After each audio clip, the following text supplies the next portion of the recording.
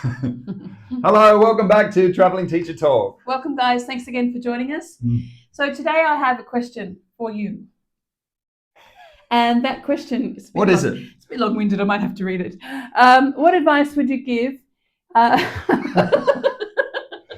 Did somebody send in this question or did you make it up yourself?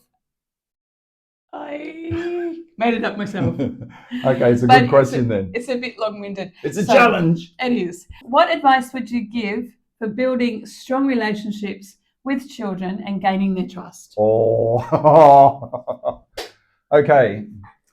For this question, I would have to first of all start and say this is my personal preference.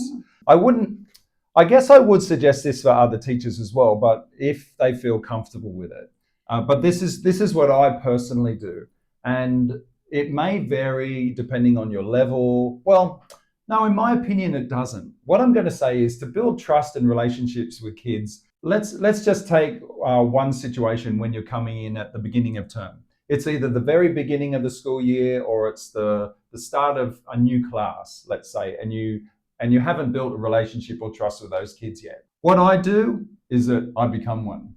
I become a kid. So in other words, for the first, let's say 2, maybe even 3 weeks, I'm in there mixing it up with them. Some people might say that, well, you still have to be a teacher. You still have to be a facilitator or provide the rules. And yeah, they do exist in the structure of the day, in the consistency of what you're doing. And you're inviting them to the next session. Yeah, I think what you're basically saying here is that really helps because you do have other teachers. Like you have Chinese teacher, you have the teaching assistant, and you have the life teacher that is building a structure as well. Yeah, that's right. And you're still following that structure.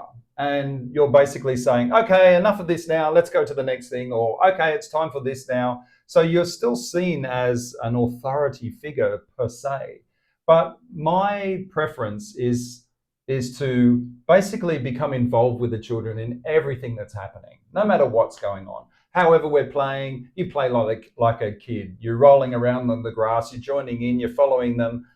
You're not the center of attention. You're not the one that they're looking for direction all the time, but you're in there becoming one of the kids.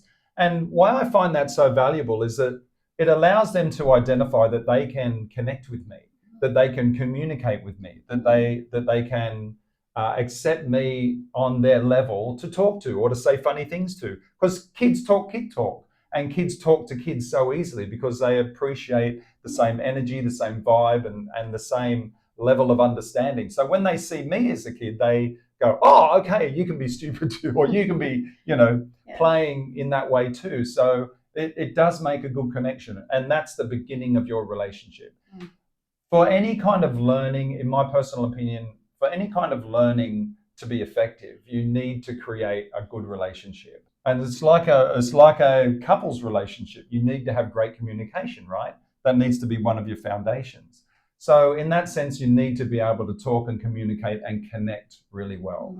So the difference between adults and kids can be reduced to 0. So that's my advice. It's get in there, play, do whatever it is the kids are doing in art and craft work, make a mess, put it on your face, do whatever the kids are doing. But what I would also suggest is make sure that you stay your own individual. In other words, it is like finding your inner child. You put yourself into that activity as you would like to. Pretend you're a kid. Join in, throw the balls, mix up the paints, do whatever it is that really comes from your inner child, because the kids will connect with that. And the kids will see and feel that as well. If you're pretending to be at their level, it's not going to work. So my advice is to try and find that inner child in you, have some fun, join in with the kids, find out what all the different kids like, because you'll be able to reference that later during the year, and you'll discover so much about those children too. You'll discover their likes and their dislikes, their preferences, their behaviors, their triggers. You'll find out, I guess, the way they learn. Absolutely. Kids are a sponge. When you're doing something fun, this is another whole topic, but when you do something fun, all you need to do is put in your content into that fun activity and they will learn it anyway.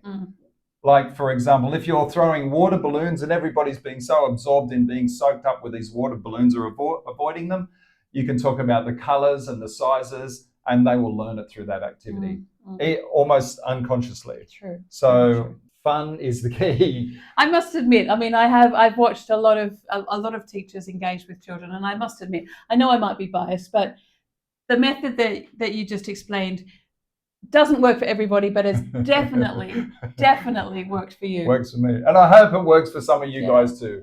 So if it's a case of going in there for the first 2 weeks, take some pressure off yourself, think, I'm going to have a lot of fun with these guys, and you will connect. You will become friends, because that's the aim. Your aim is to create a relationship and be friends with them. So hope that helps. Hope it works for you guys. You do well. Thank you. Thanks for joining us. And like, share, subscribe. If you've got any suggestions or you want to know more about that, then just ask us in the comments. See you in the next one. Thanks for joining us. Bye-bye.